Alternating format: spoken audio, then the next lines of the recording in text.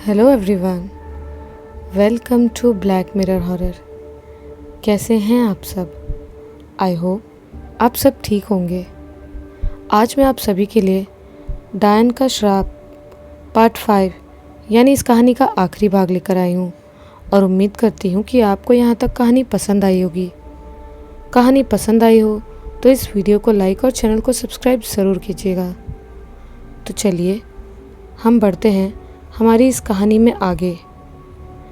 मगर आगे बढ़ने से पहले अगर आपने इस कहानी के पिछले 4 भाग नहीं सुने हो तो पहले उसे सुन ले, वरना आपको ये कहानी समझ में नहीं आएगी।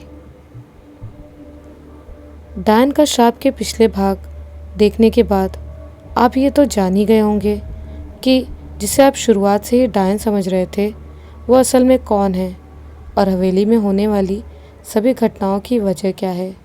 सिर्फ इतना ही नहीं, आप ये भी जान ही गए हैं कि टीना को उस हवेली में क्यों लाया गया था। लेकिन जो आप नहीं जानते वो ये है कि आगे टीना के साथ क्या होगा। क्या वो भी हर साल बलि चढ़ने वाली लड़कियों की तरह ही बलि चढ़ जाएगी या फिर उसके नसीब में कुछ और ही है।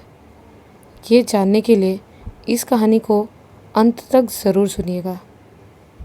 तो चलिए शुरू करते हैं। डायन का श्राप।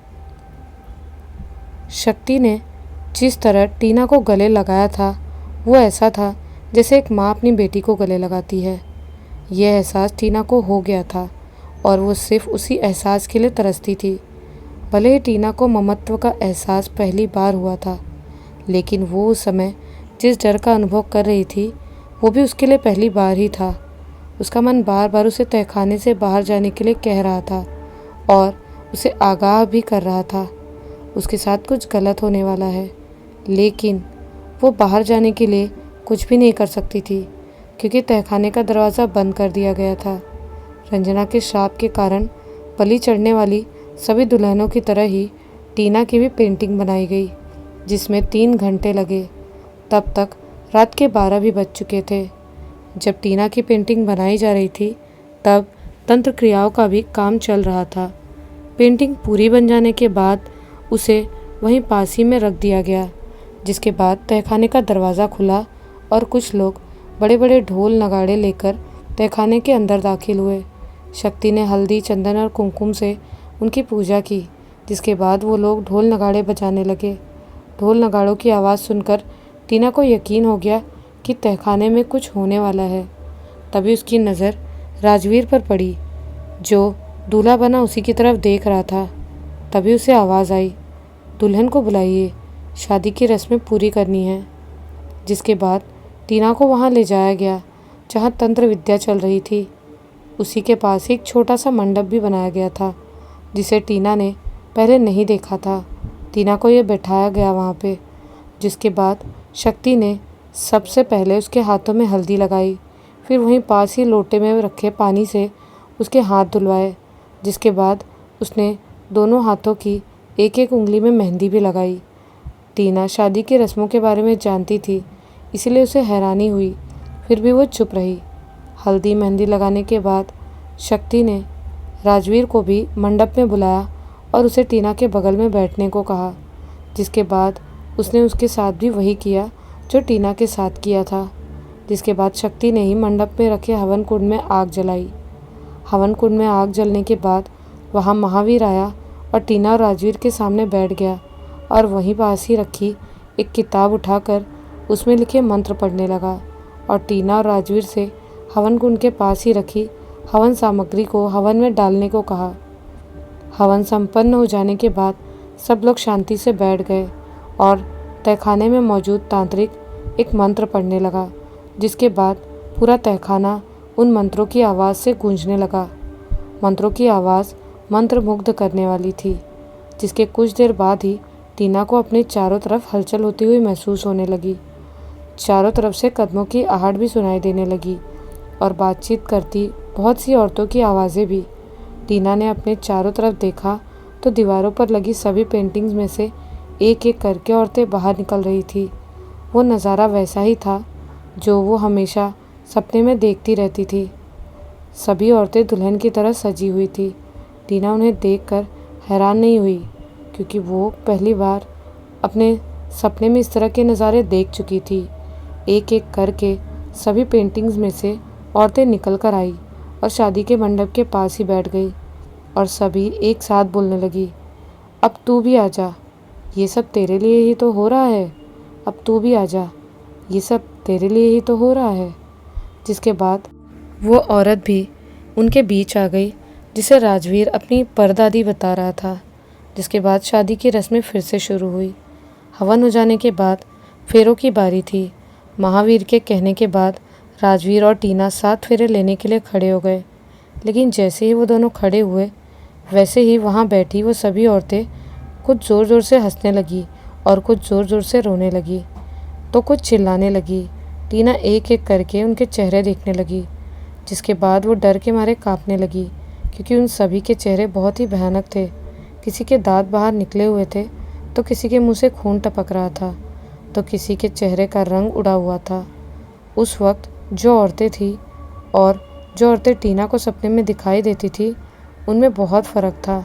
उन्हें देखकर टीना मंडप से भागने की कोशिश करने लगी, लेकिन उन सभी औरतों में से किसी ने उसका हाथ पकड़ा, किसी ने उसके पैर पकड़े और किसी ने उसकी गर्दन पकड़ी, जिस वजह से वो हाथ पैर हिलाने तक में असमर्थ हो गई।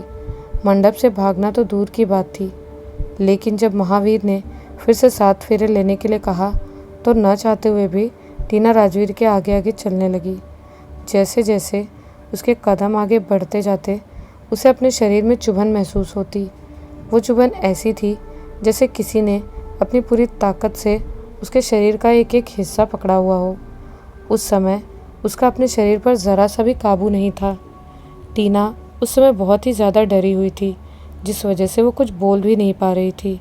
लेकिन जैसे ही 4 फेरे पूरे हुए और राजवीर को टीना से आगे जाने के लिए कहा गया, वैसे ही उसे आवाज़ आई, बस अब थोड़ी देर और, फिर ये भी हमारी तरह ही। बात पूरी हो पाती उससे पहले ही रोने और हंसने की आवाज़ें आने लगी। जिसके बाद टीना हिम्मत करके बोल पड़ी, तुम सब हो कौन और मेरे पीछे क्यों पड़ी हो? आखिर मुझसे चाहती क्या हो? थोड़ी देर और रुको, तुम्हें सब पता चल जाएगा कि हम कौन हैं और क्या चाहती हैं। सभी औरतें एक साथ बोली, मुझे नहीं करनी है शादी, मुझे जाने दो, मुझे नहीं चाहिए परिवार। अगर तुम्हें लगता है कि मैं दौलत की लालच में राजवीर से शादी करने के लिए तैयार हुई थी तो कान खोलकर सुन लो, मैं बिन माँ बाप की हूँ, मैं अनाथ हूँ। मैंने राजवीर से शादी के लिए सिर्फ इसीलिए हाँ बोला था ताकि मुझे परिवार मिल सके, माँ का प्यार मिल सके। लेकिन जब से मैं शादी करने के लिए तैयार हुई हूँ तब से मेरी ज़िंदगी नर्क से भी बदतर हो गई है। इतना बोलकर टीना रोने लगी, लेकिन फिर भी बेजान सा हो चुका टीना का शरीर राजवीर के पीछे चलता हुआ फेरे लेता रहा। तो तुझे क्या लगता है हम सब भी दौलत के लालच में ही यहाँ तक आई हैं? हम में से ज़्यादातर अनाथ है जो माँ बाप का प्यार चाहती थी, लेकिन उसके बदले में हमें क्या मिला? धोखा और दर्दनाक मौत, जो अब तुझे भी मिलेगी। ये आवाज़ सुनकर टीना का दिल बैठ गया और उसका पूरा शरीर ठंडा पड़ने लगा। उसकी आंखों के सामने अंधेरा छाने लगा। उस वक्त टीना की आंखों में बेबसी और दिल टूटने के आंसू थे। वो राजवीर की तरफ देखकर उससे पूछना चाहती थी कि उसने उसे धोखा क्यों दिया, उसके साथ प्यार का नाटक क्यों किया, लेकिन वो कुछ भी नहीं कर सकती थी। वो पूरी तरह टूट चुकी थी और निराश हो चुकी थी। 7 फेरे पूरे हो जाने के बाद टीना और राजवीर अपनी अपनी जगह पर बैठ गए। जिसके बाद सामने रखे सिंदूरदान को उठाकर राजवीर ने टीना की मांग भर दी और आखिर में उसकी माँ शक्ति ने उसे एक मंगलसूत्र दिया, जिसे उसने टीना के गले में बांध दिया। टीना अब राजवीर की पत्नी बन चुकी थी। जिसके बाद आगे की प्रक्रिया शुरू हुई। भले ही टीना को अपनी आंखों के सामने मौत दिखाई दे रही थी, लेकिन फिर भी उसे उम्मीद थी कि कोई उसे बचाएगा और वो बचने की उम्मीद में अपने इष्ट देव को याद कर रही थी और उनसे खुद को बचाने की प्रार्थना कर रही थी। राजवीर से उसकी उम्मीद पहले ही टूट चुकी थी और वो ये भी समझ गई थी कि वो और उसकी माँ शुरू से ही उसे झूठ बोल रहे थे। उम्मीद खो चुकी टीना को सत्तू दिखाई दिया। वो भी उसी की तरफ ही देख रहा था। उसकी आंखें नम थी। वो उसके सामने ही खड़ा था, जिस वजह से वो उसकी आंखों में अपने लिए दया और दर्द साफ साफ देख पा रही थी। सत्तू को देखकर टीना को उम्मीद की किरण नजर आई। उसने इशारों इशारों में उससे खुद को बचा लेने की गुहार लगाई। सत्तू भी उसके इशारे समझ रहा था, लेकिन वो बेबस था। वो टीना को बचाने के लिए कुछ भी नहीं कर सकता था, जिस वजह से उसकी नम आंखों से आंसू बहने लगे। वो शुरू से ही सब कुछ जानता था कि टीना के साथ क्या होगा, लेकिन फिर भी उसने उसे कुछ भी नहीं बताया। सत्तू हर साल दी जाने वाली दुल्हन की बलि के बारे में सब कुछ जानता था, क्योंकि उस हवेली का बहुत पुराना नौकर था और उसके सामने बहुत सारी दुल्हनों की बलि दी जा चुकी थी। फिर भी उसके बारे में उसने किसी से कुछ भी नहीं बताया। उसने ऐसा इसीलिए किया था क्योंकि राजवीर का खानदानी नौकर था और वो उसके एहसानों के तले दबा था। सिर्फ इतना ही नहीं, उसके पूर्वज ने राजवीर के पूर्वजों को हमेशा वफादार रहने का ही वचन दिया था। अपने पूर्वजों के वचन से बंधा सत्तू सालों से चुपचाप वो सब देखता रहा। सत्तू की बेबसी ने टीना की आखिरी उम्मीद भी खत्म कर दी, जिसके बाद बेबस टीना चुपचाप अपनी मौत का इंतज़ार करने लगी। महावीर के साथ मिलकर राजवीर टीना की बलि देने की तैयारी कर रहा था, लेकिन शक्ति टीना के पास बैठी उससे माफ़ी मांग रही थी, क्योंकि उसके साथ जो कुछ भी हो रहा था उसमें न तो उसकी कोई गलती थी और न ही टीना की। वो सब रघुवीर की हवस और रंजना के श्राप के कारण हो रहा था। शक्ति अपनी आंखों के सामने टीना से पहले बहुत सी और लड़कियों को बलि चढ़ते देख चुकी थी। वो नहीं चाहती थी कि किसी भी लड़की की बलि चढ़े, लेकिन वो कुछ भी नहीं कर सकती थी। अगर उसका खानदान हर साल एक दुल्हन की बलि नहीं देगा तो उसे रंजना का श्राप भोगना पड़ेगा। महावीर से शादी करने से पहले उसे उसके श्राप के बारे में कुछ भी नहीं पता था और वो रंजना के श्राप के कारण ही जिंदा बच पाई थी। रघुवीर का खानदान चलता रहा, इसीलिए उसके रंजना ने उसे श्राप देते वक्त ये भी कहा था कि उसके खानदान का हर मर्द दूसरी शादी कर सकता है, सिर्फ इसीलिए कि उसका वंश आगे बढ़ सके। जिस हथियार से टीना की बलि चढ़ाई जानी थी, उसकी पूजा हो जाने के बाद तांत्रिक ने टीना को पास लाने को कहा। उस समय वो उन आत्माओं के वश में थी, जिस वजह से वो खुद ही उसके एक बार कहने पर उसके पास चली गई थी। वो तांत्रिक आगे की प्रक्रिया शुरू कर पाता उससे पहले ही बहुत ही तेज़ आवाज़ से वो तहखाना गूंज उठा। रुक जाओ। वो आवाज़ सुनकर तहखाने में जो भी था वो अपनी अपनी जगह पर एक एक दम जम सा गया था। वो आवाज़ किसी और की नहीं बल्कि रंजना की ही थी। वो फिर बोली, अब बस बहुत हुआ। मैं अब किसी भी दुल्हन की बलि नहीं चाहती। मैं नहीं चाहती कि रघुवीर के लिए उसकी किए की सज़ा के लिए किसी भी मासूम लड़की को भुगतनी पड़े। तहखाने में मौजूद किसी को भी रंजना की रूह दिखाई नहीं दे रही थी, सिवाय टीना के। वो तो उन सभी रूहों को भी देख रही थी जिन्होंने उसे वश में किया हुआ था। वारी, हम सबकी बलि के लेने के बाद अब तेरे अंदर दया कहाँ से आ गई? हमारी बलि लेते वक्त तुझे हम पर दया नहीं आई? जिस तरह तूने हमारी बलि ली है उसी तरह तुझे इसकी भी बलि लेनी होगी। वहाँ मौजूद सभी रूहें एक साथ गुस्से से बोली, मैं जानती हूँ तुम लोगों की जान मेरी वजह से गई। अगर मैंने रघुवीर और उसके खानदान को श्राप न दिया होता और न ही तुम सबकी बलि चढ़ती, लेकिन अब समय आ गया है जब मैं अपना श्राप वापस ले लूँ। उसके बाद किसी भी लड़की की बलि नहीं दी जाएगी। रंजना समझाते हुए बोली, नहीं नहीं, हम में से कोई कुछ नहीं सुनना चाहता। जिस तरह हम बेकसूर होते हुए तेरे श्राप की सज़ा भोग रही हैं, उसी तरह उससे भी भोगनी होगी। भले ही वहाँ मौजूद टीना के अलावा कोई भी उन्हें नहीं देख पा रहा था, लेकिन उनकी आवाज़ें सभी सुन पा रहे थे। वो तांत्रिक चाहता तो वो भी उन्हें देख सकता था, लेकिन उसने ऐसा नहीं किया। वो जिस काम के लिए बुलाया गया था उसने सिर्फ उसी पर ध्यान दिया। मैं ये जानती हूँ कि मेरे श्राप के कारण तुम सबको अपनी जान गंवानी पड़ी, और मैं ये भी जानती हूँ कि तुम सब चाहती हो कि जो तुम्हारे साथ हुआ वो इसके साथ भी हो और आगे भी होता रहे। लेकिन अब मैं चाहती हूँ कि ये सब रुक जाए। मैं अब नहीं चाहती कि मेरा श्राप और किसी की ज़िंदगी ले। रंजना ने फिर समझाने की कोशिश की, तेरे अंदर ये बदलाव कैसे आ गया? तुझे इस लड़की पर दया कैसे आ गई? ये बात सुनकर रंजना ने बताना शुरू किया, जब से ये लड़की इस हवेली में आई है तब से मैं इसके साथ हूँ। मैंने इसे करीब से जाना है। ये भी मेरी तरह ही है जो सिर्फ प्यार पाना चाहती थी। ये यहाँ सिर्फ प्यार की लालच में आई थी, न कि दौलत की लालच में। ये अनाथ थी। राजवीर ने इसे माँ बाप के प्यार का लालच दिया और ये उनका प्यार पाने के लिए आ गई। मैंने भी अपना प्यार पाने के लिए रघुवीर से शादी करने से इनकार कर दिया था। मैं चाहती तो उससे शादी करके ऐशो आराम की ज़िंदगी जी सकती थी, लेकिन मैंने अपना प्यार चुना। मैं भी गरीब थी। पहले तो कोई भी रंजना की बात मानने को तैयार नहीं था। सबको टीना की बलि चाहिए थी, लेकिन रंजना ने हार नहीं मानी। वो उन्हें समझाने की कोशिश करती रही और आखिरकार वो सब मुक्ति मिलने की बात सुनकर टीना की बलि न लेने की बात मान गई। रंजना की रूह ने कहा कि अगर वो इसी तरह करती रहेंगी तो वो सभी इसी हवेली में ही कैद रहेंगी, उन्हें मुक्ति नहीं मिलेगी। और अगर मुक्ति नहीं मिलेगी तो उन्हें अब मुक्ति पानी होगी, और मुक्ति पाने के लिए उन्हें अब वो करना होगा जो पिछले 60 सालों से नहीं हुआ।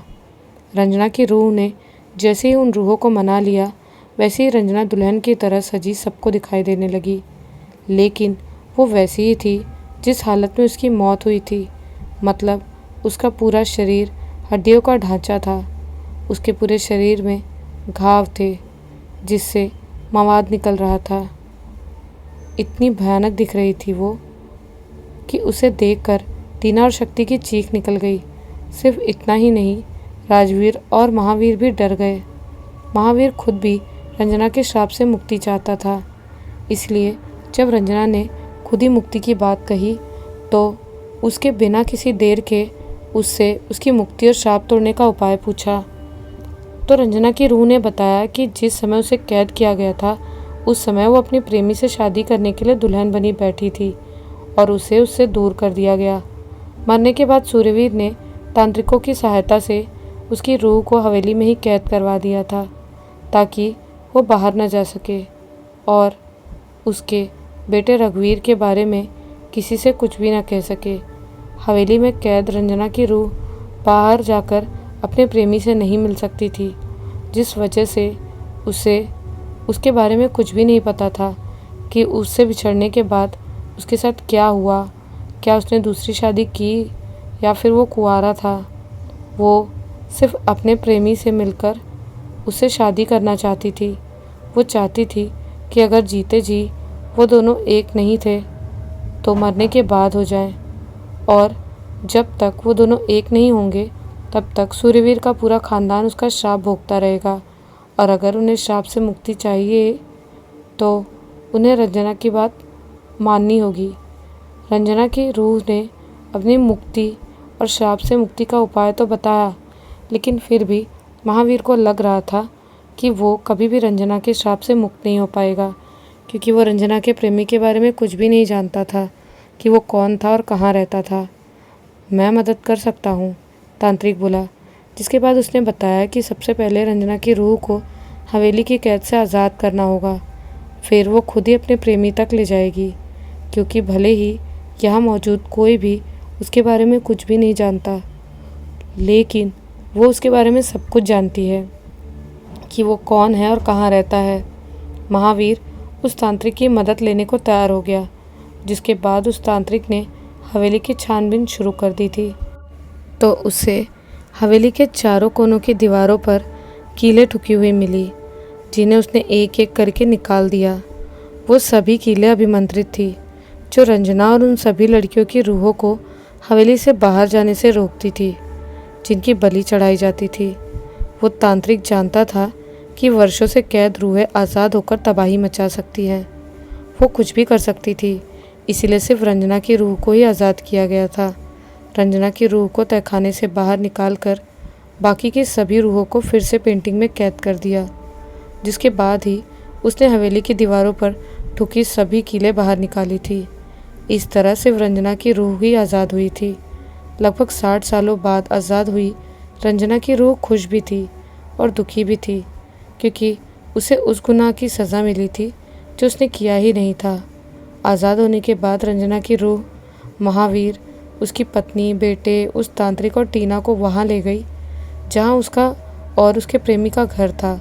लेकिन वहाँ जाकर उसने देखा कि अब वहाँ सिवाय खंडहर के कुछ भी नहीं बचा। दरअसल रघुवीर ने ही उन्हें वो जगह छोड़कर जाने के लिए मजबूर कर दिया था। रंजना की मौत के बाद उसके पिता और प्रेमी सहित बस्ती के सभी लोग दूसरी जगह चले गए थे। महावीर के सामने रंजना की आत्मा को मुक्ति दिलाकर श्राप से मुक्त होने की सबसे बड़ी चुनौती खड़ी हो गई। लेकिन वो उसके लिए तैयार था, क्योंकि वो किसी भी तरह से रंजना के श्राप से मुक्त होना चाहता था, जिसके लिए उसने खुद ही उस इलाके के सभी गांव और बस्तियों में जाकर 60 साल पहले रहने वाले चरवाहों के बारे में पूछताछ की। लेकिन उसे कोई भी ऐसा नहीं मिला जिससे उनके बारे में जानकारी थी। उसके बारे में लोगों को सिर्फ इतना ही पता था कि 60 साल पहले वो कहीं चले गए थे, जिसके बारे में कोई कुछ नहीं जानता। रात का वक्त था, अमावस की रात थी, जिस वजह से महावीर उसी गांव में रुक गया। वो गांव का आखिरी घर था जहां वो रुका था। वहां से जंगल बहुत ही पास था। जब वो सोने की कोशिश कर रहा था तभी उसे आवाज़ आई, रंजना। उस आवाज़ को सुनकर वो उठकर बैठ गया। फिर वो उस आवाज़ को अपने मन का वहम समझकर फिर से सोने की कोशिश करने लगा। तभी उसे फिर से वही आवाज़ सुनाई दी। उस आवाज़ में दर्द था, तड़प थी। उस समय रात के 12 बज रहे थे। दूसरी बार भी वो आवाज़ सुनकर महावीर उठकर बैठ गया था। तभी उसके पास उस घर का मालिक आया और उसे बताया कि रात में 12 बजते ही जंगल से रंजना नाम की आवाज़ गूंजती है। उसे सुनकर डरना मत। महावीर 2 बार वो आवाज़ सुन चुका था, तो उसने उससे उसके बारे में बताया और ये भी पूछा कि आवाज़ कब से आ रही है और क्या किसी ने ये पता करने की कोशिश नहीं की कि वो आवाज़ कहाँ से आती है। तब उस आदमी ने बताया कि वो आवाज़ बहुत सालों से आ रही है, शायद 50 या 60 सालों से। शुरू में गांव के कुछ लोग उस आवाज़ के बारे में पता लगाने जंगल गए थे, लेकिन वो सभी पागल होकर वापस लौटे थे। जिसके बाद किसी ने दोबारा हिम्मत नहीं की जंगल जाकर उस आवाज़ के बारे में पता लगाने की। उस आदमी ने आगे बताया कि गांव के कुछ लोगों का मानना है कि वो रंजना का आशिक है। उस आवाज़ के बारे में जानकर महावीर को लगने लगा कि वो रंजना का आशिक ही है। रात भर उसे वो आवाज़ आती रही, जिस वजह से उसे नींद नहीं आई। वो रात भर सिर्फ रंजना और उसके प्रेमी के बारे में ही सोचता रहा। सुबह होने पर वो वापस गया और उस तांत्रिक से सब कुछ बताया जो उसे उस रात में उस आदमी ने बताया था। रंजना की रूह भी वो सब सुन रही थी। महावीर से जंगल से आ रही आवाज़ के बारे में जानकर उस तांत्रिक को लगने लगा कि वो आवाज़ रंजना के प्रेमी की ही है, लेकिन उसे पूरा यकीन नहीं था कि वो आवाज़ उसी की है। सिर्फ शक था, क्योंकि बिना सबूत के वो किसी नतीजे पर नहीं पहुंच सकता था। सच का पता लगाने के लिए वो तांत्रिक महावीर के बताए पते पर रात के वक्त पहुंच गया। उसे महावीर की ये बात भी याद थी कि जो भी उस आवाज़ के बारे में पता लगाने के लिए जंगल गया था वो पागल हो गया था, लेकिन फिर भी उसने जोखिम लिया क्योंकि उसे अपनी तंत्र विद्या पर भरोसा था। वो तांत्रिक रात के वक्त जंगल गया और एक पेड़ के नीचे जाकर बैठ गया। वो चाहता तो मंत्र पढ़कर उस रूह को बुलाने की कोशिश कर सकता था, लेकिन उसने ऐसा नहीं किया और उस आवाज़ का इंतज़ार करने लगा। रात 12 बजते ही उसे रंजना के नाम की गूंज सुनाई देने लगी। वो तांत्रिक उस आवाज़ का पीछा करने लगा। आवाज़ का पीछा करते करते वो रात के अंधेरे में जंगल के बहुत अंदर तक चला गया था। उसे लगता कि वो आवाज़ उसके सामने से आ रही है, और जब वो उस आवाज़ तक पहुंचता तो वहाँ पर उसे कोई भी नहीं मिलता। वो तांत्रिक जब भी वो आवाज़ सुनता उसमें से उसे बिछड़ने का दर्द, प्रेम साफ साफ समझ आ रहा था। वो ये भी समझ चुका था कि अगर वो आवाज़ का पीछा करता रहेगा तो वो उस तक कभी नहीं पहुंच सकेगा। इसीलिए उसने कहा, अगर तुम रंजना से मिलना चाहते हो तो मेरे सामने आओ, मैं तुम्हें रंजना से मिलवा सकता हूँ। जिसके बाद उसे किसी के रोने की आवाज़ सुनाई देने लगी और वो आवाज़ दर्द भरी चीख में बदल गई। फिर उसे अपने सामने से एक कमज़ोर सा अधमरा आदमी हाथों के बल घसीटता हुआ अपनी तरफ आता हुआ दिखाई दिया। उसके पास एक मशाल थी, जिसकी रोशनी में वो धुंधला ही सही लेकिन देख पा रहा था कि कोई उसकी तरफ घसीटता हुआ चला आ रहा था। उस तांत्रिक की जगह कोई और होता तो शायद डर के मारे वहाँ से भाग जाता, लेकिन वो वहीं खड़ा था। जब वो उसके पास आया तो उसे उसके कराहने की आवाज़ भी साफ साफ सुनाई देने लगी। तांत्रिक समझ गया था कि जो उसकी तरफ चला आ रहा है वो कोई जिंदा इंसान नहीं बल्कि एक प्रेत है। क्या तू मेरी रंजना को जानता है? क्या तू मुझे उससे मिलवा सकता है? वो उसके पास आकर बोला। तू है कौन और रंजना तेरी कौन है? वो तांत्रिक बोला। उस तांत्रिक की बात सुनकर वो ज़ोर ज़ोर से रोने लगा और जैसे उसने उसके सालों पुराने किसी घाव को कुरेद दिया हो। मैं कन्हैया हूँ। तू पूछ रहा है कि रंजना मेरी कौन है? वो मेरी ज़िंदगी थी। हम दोनों एक दूसरे से दिलो जान से मोहब्बत करते थे। उसकी और मेरी शादी होने वाली थी। वो दुल्हन बनी मेरा इंतज़ार कर रही थी और मैं बारात लेकर उसके घर गया, लेकिन वो और मैं एक ना हो सके। उसके बाद क्या हुआ वो भी उसने उस तांत्रिक को बताया। कन्हैया की बात सुनकर उस तांत्रिक ने उससे वादा किया कि भले ही रंजना और वो जीते जी एक नहीं हो सके, लेकिन अब वो उन्हें मिलवाएगा, क्योंकि इसी तरह से दोनों की मुक्ति हो सकेगी और उसके बाद ही रंजना का श्राप भी टूट जाता। रंजना के प्रेमी कन्हैया से उसे रंजना से मिलवाने का वादा करके वो तांत्रिक वापस चला गया। रंजना के प्रेमी के बारे में जानकर उस तांत्रिक ने उसे मिलवाने का तरीका भी सोच लिया था, लेकिन वो तरीका बहुत ही खतरनाक था। उस तांत्रिक ने रंजना से उसके प्रेमी से मिलवाने का वादा किया था, जिस वजह से वो उसकी बात मानकर उसके वश में थी। तांत्रिक से अपने प्रेमी के बारे में जानकर रंजना बहुत ही दुखी हुई। वो तुरंत उसके पास जाना चाहती थी, लेकिन नहीं जा सकती थी। उस तांत्रिक ने आने वाले खतरे के बारे में बताए बिना ही राजवीर और टीना को अपनी तरकीब में शामिल किया। भले उन दोनों ने 7 फेरे ले लिए थे, लेकिन वो शादी नहीं थी, एक तरह की तंत्रिक क्रिया थी।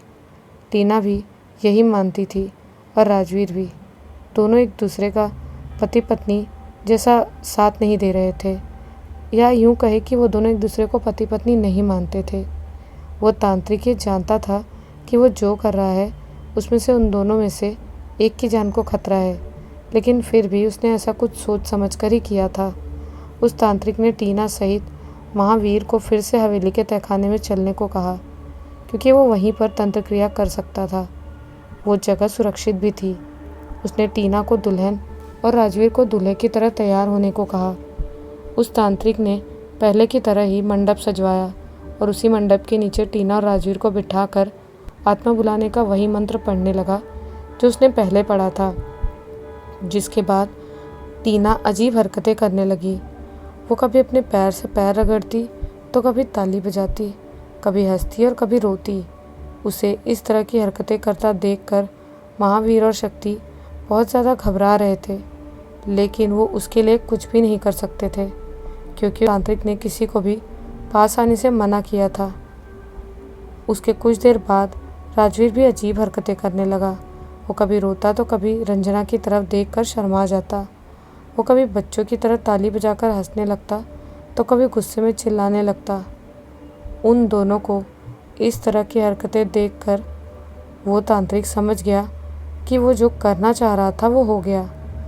तू कौन है और यहाँ क्या करने आया है? उसने राजवीर की तरफ देखकर पूछा। इतनी जल्दी भूल गया कि मैं कौन हूँ? मैं वही हूँ जिससे तू कल रात मिला था, और वही लेने आया हूँ जो देने का तूने वादा किया था। राजवीर बोला। मैं नहीं जानता तू कौन है, अपना नाम बता। मैं कन्हैया हूँ, मैं रंजना से शादी करने आया हूँ, राजवीर चीखता हुआ बोला। जब तक राजवीर के ऊपर सवार कन्हैया की रूह ने अपना नाम नहीं बताया था, तब तक टीना के ऊपर सवार रंजना की रूह चुपचाप गर्दन नीचे किए हुए बैठी थी। लेकिन जैसे ही उसने बताया कि वो कन्हैया की रूह है, वो ज़ोर ज़ोर से रोने लगी। उसके रोने की आवाज़ दिल दहला देने वाली थी। जिसके बाद टीना राजवीर से लिपट कर रोने लगी। राजवीर भी उससे लिपट गया। जब तू रंजना से इतनी मोहब्बत करता था तो तूने उसे बचाने के लिए कुछ किया क्यों नहीं? जब उसे मौत की सज़ा दी गई तो तू बस्ती छोड़कर क्यों चला गया? तांत्रिक ने पूछा। तुझे लगता है कि मैं बस्ती छोड़कर चला गया था? मैंने रंजना को बचाने के लिए कुछ नहीं किया। तो सुन, जिस दिन रंजना को डायन बताकर उसे सूर्यवीर ने मौत की सज़ा दी थी, उसी दिन सभी बस्ती वालों ने उसे बचाने के लिए एक हो गए थे। क्योंकि हम सब जानते थे कि वो डायन नहीं है, उसे फंसाया जा रहा है। लेकिन उस वक्त हम कुछ भी नहीं कर सकते थे, क्योंकि हमारे पास ऐसा कुछ नहीं था जिससे हम ये साबित कर सकते थे कि वो डायन नहीं है। लेकिन उसके अगले दिन हम सब बस्ती वालों ने मिलकर उन लोगों को पकड़ लिया जिन्होंने रंजना के खिलाफ झूठी गवाही दी थी और उन्हें सूर्यवीर के पास ले जा रहे थे। लेकिन उसका बेटा नहीं चाहता था कि हम में से कोई भी सूर्यवीर के पास जाए, इसीलिए उसने पहले तो हम सबको डराया धमकाया, और हम जब नहीं माने तो उसके आदमियों ने एक एक करके हम बस्ती वालों को मारना शुरू कर दिया, जिस वजह से मेरे परिवार वाले डर गए और उसकी बात मानकर बस्ती छोड़कर जाने को तैयार हो गए। मैं अपने माता पिता और 2 भाइयों के साथ रात में ही बस्ती छोड़कर चला जा रहा था, लेकिन जंगल में कुछ लोगों ने हम पर हमला कर दिया। मेरे माता पिता और भाई रात के अंधेरे का फ़ायदा उठाकर उनसे बचकर जंगल के अंदर चले गए, लेकिन मैं उनसे नहीं बच सका। रंजना से बिछड़ने के बाद मैंने जीने की इच्छा ही खो दी थी और अपने परिवार वालों के लिए मैंने अपनी जान भी दे दी। कन्हैया की रूह ने अपनी मौत के बारे में सब कुछ बताया। जीते जी तो तुम दोनों एक नहीं हो सके, लेकिन मरने के बाद मैं तुम्हें एक करूँगा, वो तांत्रिक बोला। जिसके बाद उसने एक एक करके शादी की सभी रस्में पूरी की और 7 फेरे भी दिलवाए। रंजना और कन्हैया की रूह चाहते थे कि जो काम वो जीते जी नहीं कर सके वो मरने के बाद हो, इसलिए वो दोनों उस तांत्रिक की एक एक बात मानते रहे। 7 फेरे लेने के बाद उस तांत्रिक ने रंजना से अपना श्राप वापस लेने का वचन लिया, जिसे रंजना ने मान लिया और वो ज़ोर ज़ोर से हंसने लगी। जैसे ही रंजना ने श्राप वापस लेने की बात मानी, वैसे ही महावीर और शक्ति बहुत खुश हो गए। लेकिन उन्हें नहीं मालूम था कि श्राप वापस लेने की कीमत उन्हें क्या चुकानी पड़ेगी। आगे की रस्में पूरी करते हुए उस तांत्रिक ने कन्हैया से रंजना के गले में मंगलसूत्र बांधने को कहा, फिर उसकी मांग भरने को कहा। ये सभी रस्में पूरी होने के बाद वो हो गया जो उनके जीते जी नहीं हो सका था। शादी करवाने के बाद उस तांत्रिक ने रंजना और कन्हैया की रूह से टीना और राजवीर का शरीर छोड़ने को कहा। उसकी बात मानते हुए अपने किए वादे के अनुसार उन दोनों ने उनका शरीर छोड़ दिया, जिसके बाद वो दोनों बेहोश हो गए। कुछ देर बाद टीना तो उठकर बैठ गई, लेकिन राजवीर की आंखें हमेशा के लिए बंद हो गई। रंजना की रूह ने अपना श्राप वापस तो ले लिया था, लेकिन उसने ये शर्त भी रखी थी कि वो रघुवीर के वंश का चिराग भी बुझा देगी, और उसने वैसा ही किया। जिस तांत्रिक ने वो बात शक्ति और महावीर को नहीं बताई थी, उस तांत्रिक से वो लोग काफ़ी नाराज़ थे। वो जानता था कि अगर वो उनसे ये बात बताएगा तो वो दोनों कभी भी रंजना का श्राप नहीं टूटने देंगे, भले उन्हें हर साल मासूम लड़कियों की बलि चढ़ानी पड़ती। लेकिन वो तांत्रिक ये नहीं चाहता था कि एक जान के बदले हर साल किसी मासूम की जान जाए। तो इस तरह से रंजना का श्राप टूटा। डायन के श्राप की मुक्ति के साथ ही ये कहानी यहीं पर ख़त्म होती है। आपको ये कहानी कैसी लगी हमें कमेंट्स में ज़रूर बताइएगा। मिलती हूँ एक नए वीडियो में कुछ नई और डरावनी कहानियों के साथ। तब तक के लिए बाय एंड टेक केयर।